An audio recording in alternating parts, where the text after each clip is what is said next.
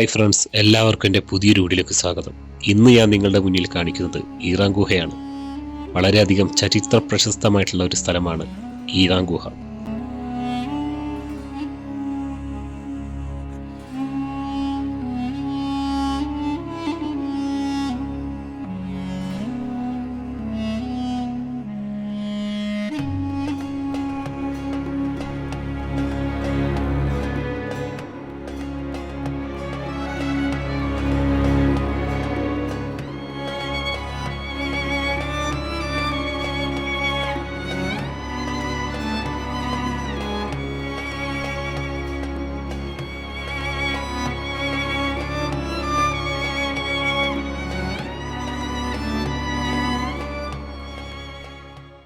എൻ്റെ കൂടെ 5 പാകിസ്ഥാനികളും ഉണ്ടായിരുന്നു. ഇന്ത്യക്കാരനെന്ന് പറയാൻ ഞാനൊരാൾ മാത്രമേ ഉണ്ടായിരുന്നുള്ളൂ. സൗദി അറേബ്യയിലാണ് ഈറാൻ ഗുഹ സ്ഥിതി ചെയ്യുന്നത്. സൗദി അറേബ്യയിലെ തന്നെ ഏറ്റവും ഉയരം കൂടിയ ഒരു മലക്ക് മുകളിലാണ് ഈറാൻ ഗുഹ ഉള്ളത്. വളരെയധികം ചരിത്ര പ്രശസ്തമായ ഒരുപാട് കാര്യങ്ങൾ ഇതിനെക്കുറിച്ച് പറയാനുണ്ട്. ഒരുപാട് നല്ല വെയിലുള്ള സമയത്താണ്, ഏകദേശം ഉച്ച 1 മണിയോടുകൂടിയാണ് ഞാൻ ഈറാൻ ഗുഹയുടെ മുകളിലേക്ക് കയറുന്നത്. ആവശ്യത്തിന് വെള്ളം കയ്യിൽ കരുതിയിട്ടുണ്ട്, എങ്കിലും നല്ലപോലെ ക്ഷീണമുണ്ട്. എന്നാലും ഈറാൻ ഗുഹ കാണണമെന്ന അതീവ ആഗ്രഹത്തോടു കൂടിയാണ് മുകളിലേക്ക് കയറുന്നത്.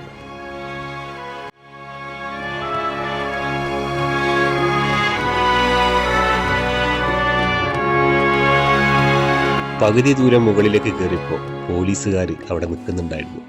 ഇതുവഴി ആരും മുകളിലേക്ക് പോകരുത് എന്ന് പറഞ്ഞിട്ട്. അതിൻ്റെ കാരണം എന്താ എന്നറിയില്ല. മറ്റൊരു വഴി പോകാൻ വേണ്ടി വന്ന വഴി വീണ്ടും ഇറങ്ങി. അവിടെ നിന്ന് നോക്കിയപ്പോൾ മക്കയുടെ തൊട്ടടുത്ത് സ്ഥിതി ചെയ്യുന്ന ക്ലോക്ക് റോയൽ ടവർ കാണാമായിരുന്നു. അതിനുശേഷം പതിയെ നമ്മൾ താഴത്തേക്ക് ഇറങ്ങി. ഇനി എന്ത് ചെയ്യും എന്ന് വിചാരിച്ച്, കാരണം അത്രയും മുകളിലേക്ക് കയറിയിട്ട് ആർക്കും താഴത്തേക്ക് ഇറങ്ങാൻ യാതൊരുവിധ താല്പര്യവും ഉണ്ടായിരുന്നില്ല. ഇനി എന്ത് ചെയ്യുമെന്ന് ആലോചിച്ച് നിൽക്കുമ്പോഴാണ് അവിടെ ഒരു ടാക്സി ആകർഷികമായിട്ട് വരുന്നത്. എല്ലാവരും ക്ഷീണിച്ച് നിൽക്കുമ്പോൾ മഴയുടെ അടുത്തേക്ക് പോകാനുള്ള മറ്റൊരു വഴി അദ്ദേഹം കാണിച്ചു തരാമെന്ന് പറഞ്ഞു. അങ്ങനെയാണ് ഒരു സൗദി പൗരൻ നമ്മളെ കാണിച്ചു തരാൻ വേണ്ടി അവിടെ എത്തിയത്. അവിടെ നിന്ന് അയാളുടെ വാഹനത്തിൽ നമ്മൾ കയറി. ഏകദേശം 3,50,000 കിലോമീറ്റർ ഓടിത്തളർന്ന് ക്ഷീണിതനായ ഒരു ഇന്നോവയായിരുന്നു അത്. ആ ഇന്നോവയിൽ കയറി നമ്മൾ യാത്രയായി.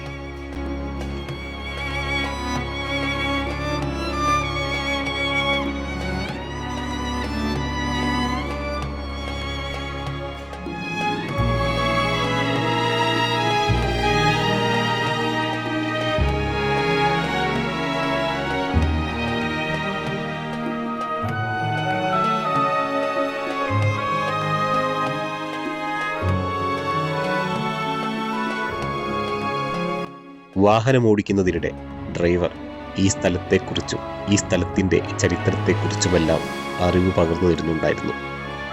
ഈ യാത്രയിൽ മറ്റൊരു കാര്യം കൂടി എനിക്ക് മനസ്സിലായി. കാരണം ഞാനൊരു ഇന്ത്യക്കാരനും 5 പാകിസ്ഥാനികളുമാണ് എൻ്റെ കൂടെ ഉണ്ടായിരുന്നത്.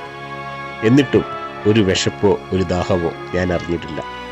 കാരണം നേരത്തിന് ഭക്ഷണവും വെള്ളവും എല്ലാം തന്ന് അവരെന്നെ സന്തോഷിപ്പിച്ചിരുന്നു. ഈ യാത്ര ഇവിടുന്ന് വീണ്ടും തുടരുകയാണ്.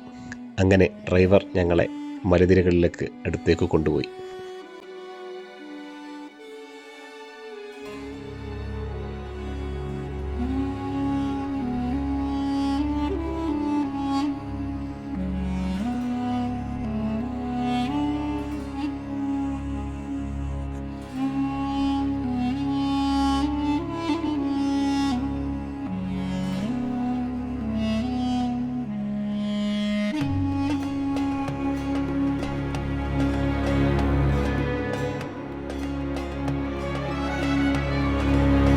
ടാക്സി ഡ്രൈവർ ഞങ്ങളെ ഒരു മസ്ജിദിന് മുൻപിൽ കൊണ്ടുവന്നിറക്കി.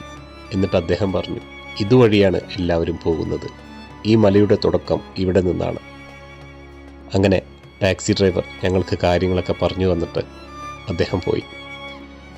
ഞങ്ങളെല്ലാവരും മല മുകളിലേക്ക് കയറാൻ വേണ്ടി തയ്യാറായി നിന്നു. ആവശ്യത്തിനുള്ള കുപ്പിയും വെള്ളവും എല്ലാവരും കയ്യിൽ കരുതി.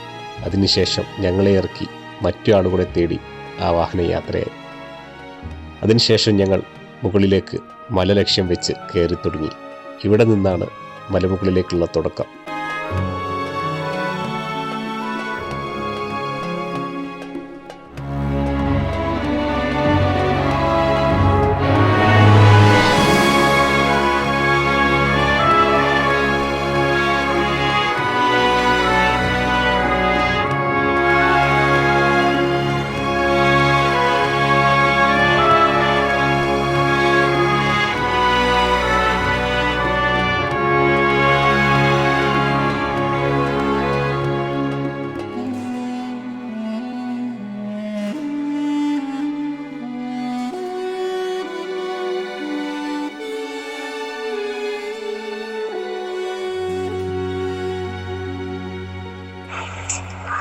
ഖുർആനിലെ സൂറത്തുൽ അലഖ് മുസാഫിലെ ക്രമമനുസരിച്ച് 96-ാമത്തെ സൂറത്താണെങ്കിലും അവതരണ ക്രമമനുസരിച്ച് 1-ാമത്തതാണ് സൂറത്തുൽ അലഖ്.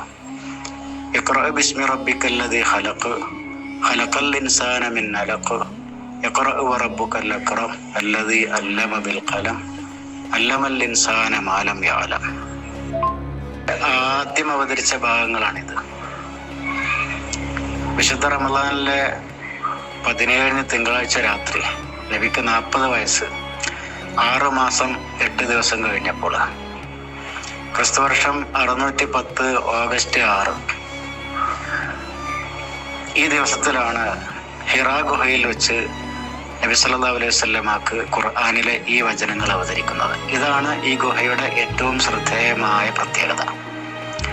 നബിയുടെ പിതാമഹനായ അബ്ദുൽ മുത്തലിബ് നബിക്ക് മുമ്പ് ഈ ഗുഹയിൽ ഒറ്റക്ക് ഏകാന്ത വാസം അനുഷ്ഠിച്ചിരുന്നു എന്ന് കാണാൻ പറ്റും. നബി സല്ലല്ലാഹു അലൈഹി വസല്ലം ഈ ഗുഹയിൽ ഏതാനും രാത്രികൾ കഴിച്ചു കൂട്ടും. ഇതിനു വേണ്ട ഭക്ഷണവും വെള്ളമൊക്കെ ഭാര്യ ഖദീജ റളിയല്ലാഹു അൻഹ, സത്യവിശ്വാസിനികളിലെ ഏറ്റവും ശ്രേഷ്ഠതയുള്ള സ്ത്രീ എന്ന് അവകാശപ്പെടാവുന്ന ഖദീജ റളിയല്ലാഹു അൻഹ ഒരുക്കി കൊടുക്കും. അപ്പോൾ അവിടെ കഴിച്ചുകൂട്ടുള്ള ഭക്ഷണം വെള്ളമൊക്കെ ഒരുക്കി കൊടുക്കും. അത് തീരുമ്പോൾ വീണ്ടും ഗുഹയിൽ നിന്ന് നബി വരും. ഇങ്ങനെയാണ് മേൽപ്പറഞ്ഞ ദിവസത്തിൽ അഥവാ വിശുദ്ധ റമളാനിലെ 17-ാം തിങ്കളാഴ്ച രാത്രി നബിക്ക് ജിബ്രീൽ അലൈഹിസ്സലാം മുഖേന ഈ ദർശനങ്ങൾ ഉണ്ടാകുന്നത്. നബിയോട് വായിക്കൂ എന്ന് പറയുന്ന വാക്ക് ഇഖ്റഅ ബിസ്മി റബ്ബിക്കല്ലദീ ഖലഖ് 3 പ്രാവശ്യം ജിബ്രീൽ അലൈഹിസ്സലാം ആവശ്യപ്പെട്ടു. 3-ാം പ്രാവശ്യം നബി സല്ലല്ലാഹു അലൈഹി വസല്ലമ അല്ലമൽ ഇൻസാന മാ ലം യഅലം വരെ ഓതുകയും ചെയ്തു. ഇതൊക്കെ സംഭവിച്ചത് ഈ ഹിറാ ഗുഹ